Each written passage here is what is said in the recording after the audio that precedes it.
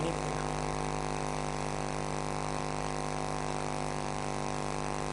I think somebody needs to do something about it. Presentations never work. So the PowerPoint won't open. Luckily, I've saved a PDF also. So even in the year 2014, you always need a backup. So good morning, everybody. Dr. Subbarao, Shri Bakshi, Ma'am Sharma, ma'am. I see a lot of distinguished colleagues here and a lot of seniors from the industry who have been doing a lot of good work for many, many years. When Manish asked me, would you like to speak? I didn't know I was going to be in the inaugural session, so I feel quite unprepared. What he said is, we want to hear about some of the technology evolutions. So before I go on, I'd like to just point out one thing. Why is technology important?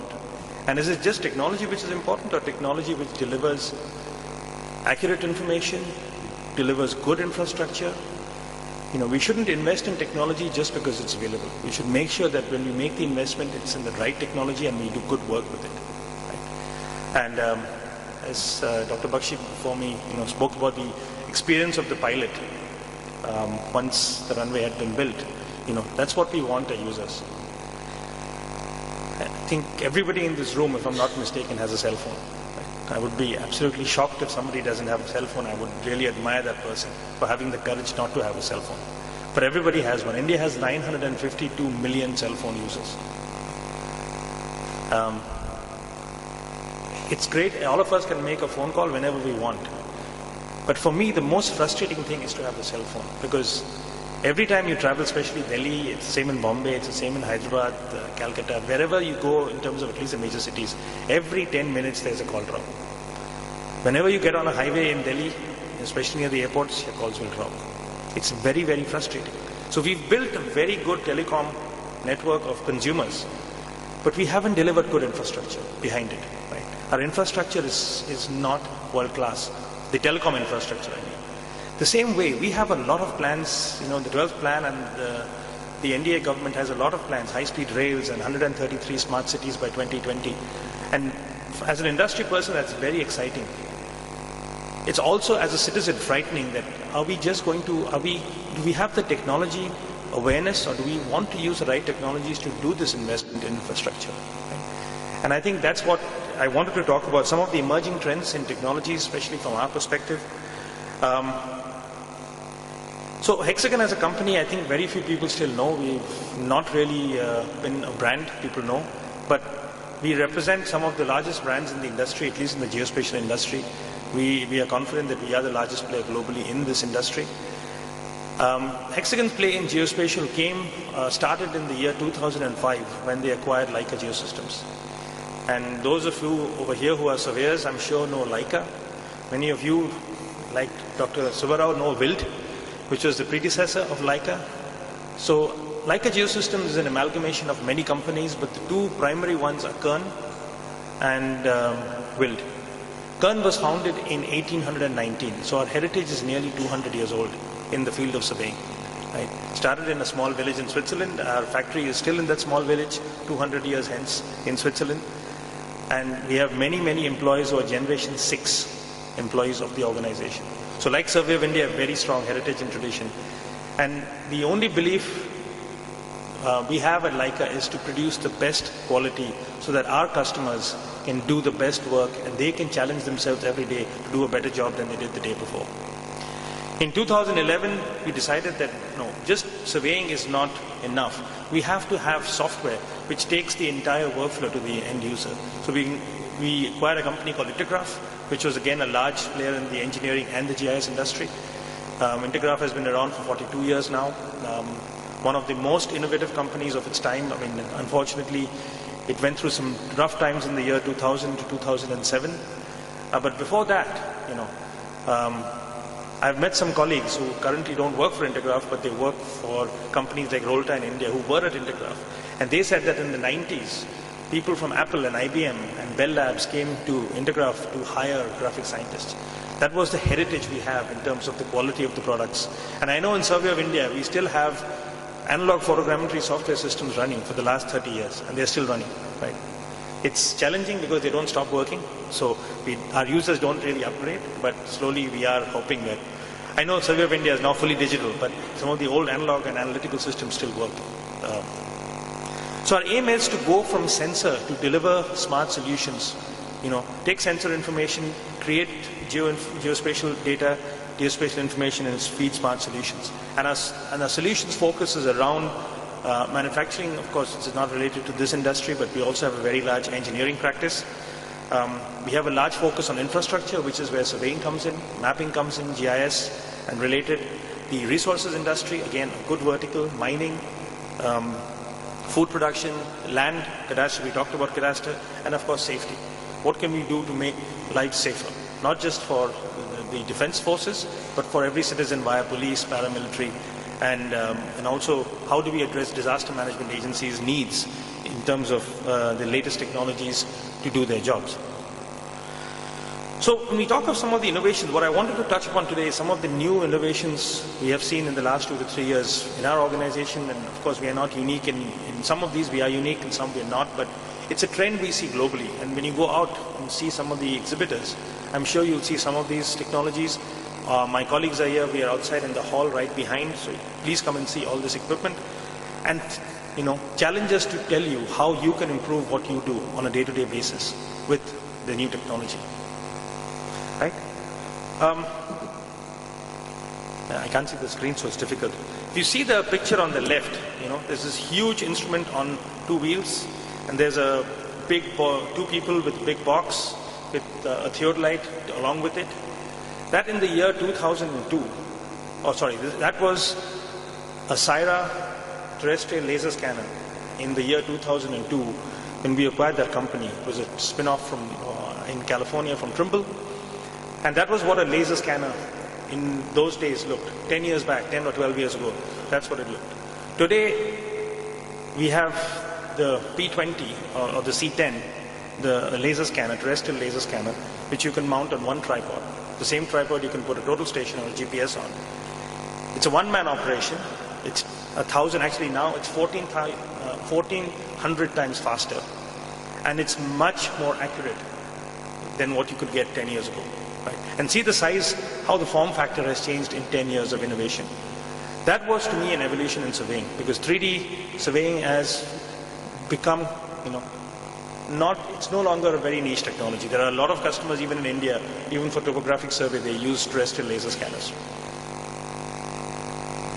Was that enough? For us, it was not. What we wanted to do is make life even simpler for the surveyor, make life more efficient for the surveyor. Last year we launched the Leica multi-station, and this is a device. It's the size of a total station. It's outside, you can see it over there. You can mount a GPS or a GNSS device on top. So you have one sensor which integrates imaging because it has multiple imaging cameras on it. It has a full capability of a total station, and it has the scanner capability from this in this. And the scanner is in the housing below the telescopic lens. So we have condensed instrument technology which was as big as me to the size of a cigarette case. And that is where evolution has taken us. Road construction, railways, plant engineering.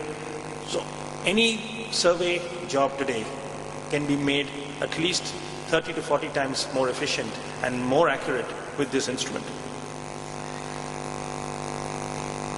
Another technology which is quickly catching on and will become very prevalent in India over the next couple of years, thanks to a lot of efforts by the Department of Science and Technology and the Survey of India, is the network reference station system. Right? As India evolves, we have so many projects. As Dr. Rao said, we have the 1:10K mapping project. Ministry of Rural MORD, Rural Development, has the NLRMP project. It has the IWMP for watershed management, and many, many more key national projects.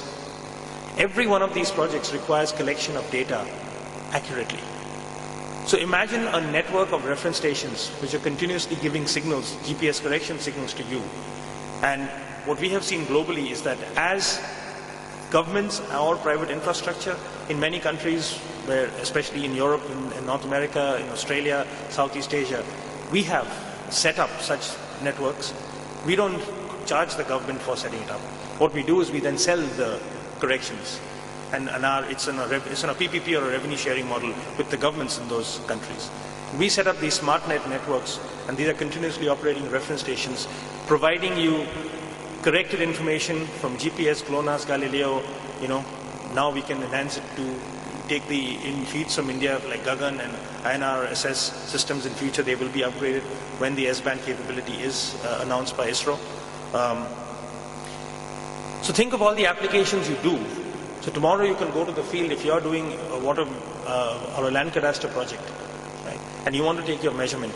You have a device. You can make your position a lot more accurate with this reference station.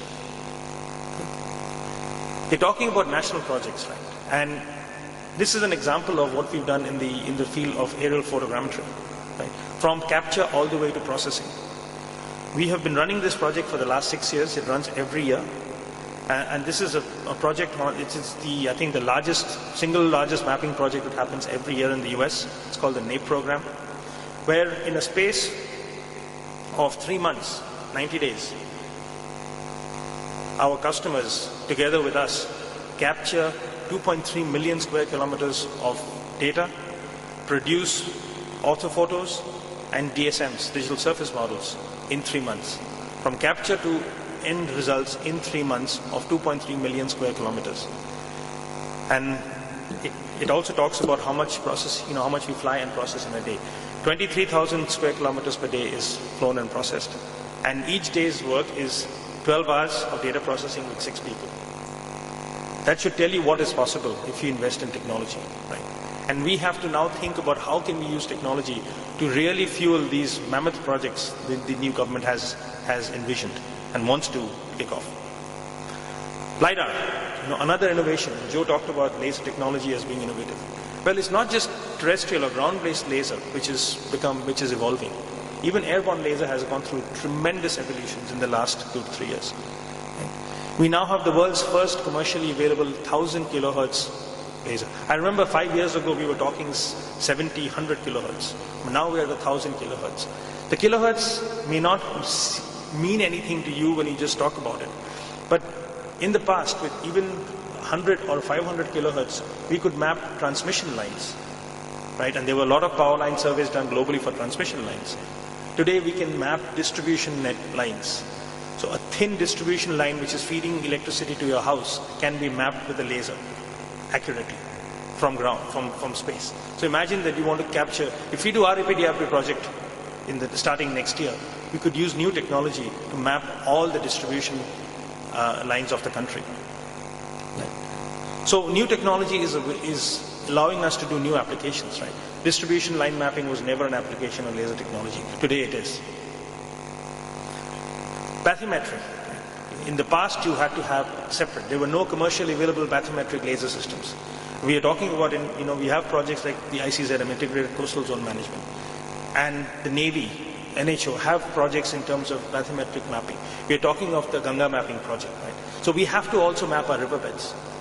So we can go with poles and map the riverbeds one by one. It's possible people do that, but if you look at the size of the Ganga River, it's not really feasible. We could do that project in 25 years then. But if we want to finish it in the first term of the new NDA government, I think we have to, invest in technologies like this, where you have an integrated bathymetric and topographic laser all in one, right? So that's the device, the Hawkeye 3, which can do, and it gives you the statistics here. I don't want to read.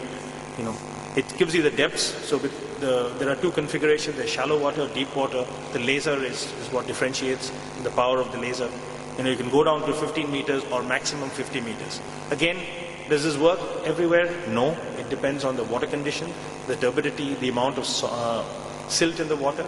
But what we have seen in the last 1 year is we have seen an explosion in how many nations are investing in bathymetric technology to map their river beds, map their coasts, because technology was not available in the past. It wasn't commercially available. There were a lot of companies who did it, and it was really expensive. Today it's no longer prohibitive in terms of cost. So this is an example, right? So traditionally in the past, when you did a LiDAR survey, you would not have anything in the water. You would just have one flat surface. Today you're seeing real depths and elevations. So look at riverbeds, basins, objects 20, 30 meters below the water can be identified. Okay. From air, the next evolution of laser technology is on the road, right? Mobile mapping. And there are a couple of companies in India today like Genesis and Geokno, which is the spin-off from IIT Kanpur with GMR Group, which is doing terrestrial laser mapping. Right? So when we talk about terrestrial laser mapping, what is it? It's a very simple thing. It's a device like this, which sits on top of a car. But why only on top of a car? We have customers who put it on small boats. So for example, the island of Singapore, they have a company which has a small boat and they go around the coast of the country and they map the coastline with this laser system. Right? So you can put it on a boat. It's not big, it's about this big. Right? And all it does is it sits on a trolley. There is one cable which connects the data to one laptop inside the car or in the boat or wherever you want to put it. Okay? It has cameras, laser scanners, GNSS, everything built in, so you have real 3D information coming out. So this is the kind of information, when you see the house, that's the kind of information you will get. You have 3D streets. It's like driving through the streets, but it's three-dimensional. For those of you who want to see what some of this looks like, Genesis has a site called Wanabo. I encourage you to look at that. It's the next evolution of Google Earth. It's Google Earth in true 3D. Right? So what is one of the applications of this? And many speakers before me, we heard the rail budget yesterday and we heard about high-speed rails and rail corridors. Yesterday's budget only announced the one high-speed rail project, which is from Mumbai to Ahmedabad. But the plan is to have a quadrilateral of these high-speed rails, right? So there are many more planned. So if we want to map the railways, we also want to make our existing rail tracks more efficient. We want the trains to go faster. What I would encourage is that the railway industry really works and redoes surveys before we increase speeds on tracks, because a small misalignment in a track in millimeters can cause a train to overturn, and people die. That's the problem of not investing in infrastructure correctly. Now, this is the high-speed rail system in France, SCNF. And they are a customer of ours, and what they have done is they have adapted this mobile mapping solution on rail coaches to map their railways. Right? This is an active project. This is happening mostly across all European countries, and I know even many people within RDSO have talked to us about this. They have some ideas. How can we adapt this to Indian conditions? And yes, we can. So look at the accuracies you can get. You can map your rail systems up to 5 centimeters absolute accuracy and 1 centimeter relative accuracy. Do you need anything more than that for mapping your railways? For looking at maintenance of what tracks need maintenance, which tracks don't need maintenance, right? And look at the kind of data you're getting at the bottom right. That's 3D information. Every point in that looks like an image, but it's a point cloud. Every point has its position in X, Y, and Z. And some of the applications you can drive out of that. What is the speed? How much can you do? So our customers are doing 200 kilometers of track every day with one system. So if we have multiple systems, yes, we can map our rail infrastructure pretty well with this. Now, one of the last things I'd like to touch upon before we wrap up is UAVs and the USS. And before we go on, I do have a request to the government here. Unfortunately, this is one of the laws in our country which is very opaque. Today, the laws of our nation do not allow any non-Indian manufacturers of UAVs to import their systems into India. So we imported one and it was caught at customs, and customs sent it back to our factory saying it's a weapon and you can't import it. And we were shocked. What do you mean it's a weapon? I mean, every day on the news we read about somebody else. Yesterday, the Tirumala Mandir in Tirupati bought a UAV for its security, right? So it's unfortunately one of those laws. We request the government and especially the Survey of India if they can help us on this, and we request directions when we have the UAV day in November to help us with the laws so that we can also bring the equipment in and show why is it different and why are we better in terms of what we do. So this is iBotics. Those of you who attended the conference way back in February this year, we were showing this. One of the primary benefits and the biggest problems in a UAS or a UAV of this size is that it's always going to collide against something. It's going to collide against the ground when it lands. So what we have done is we have built this in a carbon fiber body. And we have priced it to be very market competitive. So if it falls, even if it crashes from 15, 20 feet, it is not going to break. Most importantly, what breaks the fastest is the rotary wings inside. So if I look at many of our competitive systems, they all have open, exposed rotary wings. The minute that rotary wing hits an object, it's going to break. And that means you're going to replace your entire body frame. So with this, you can drop it from the ceiling here and it's not going to break. Nothing is going to happen because it's all enclosed. It has an automatic takeoff and landing system. It's completely autonomous. You are piloting it with a little tablet. And it can be an Android-based tablet or an iOS-based tablet. And it's very, very simple to fly. It flies fast. It has about between 30 and 45 minutes of battery power depending on what sensor you put on it. So what are the kind of payload sensors you can put? Just having the UAV isn't enough. We can mount a number of sensors on this, right? So one is, of course, an imaging sensor, a camera. You can take any commercial off-the-shelf camera from Nikon camera or Canon or Pentax and mount it on that. Like shown on the UAV. We have thermal imaging cameras. Okay, so the payload we can carry is up to 5 kilograms on this.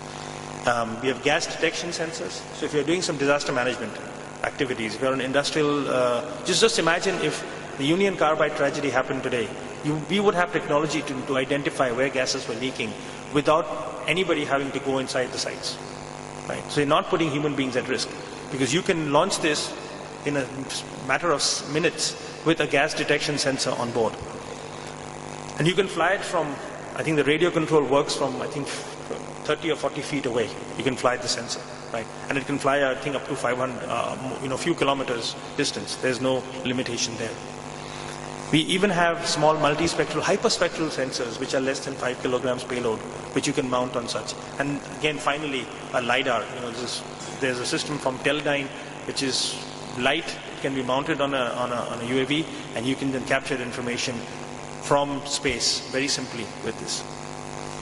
A lot of applications. Some of the most common applications we see from our customers around the world. The largest application today, besides disaster management, is in the inspection of power lines.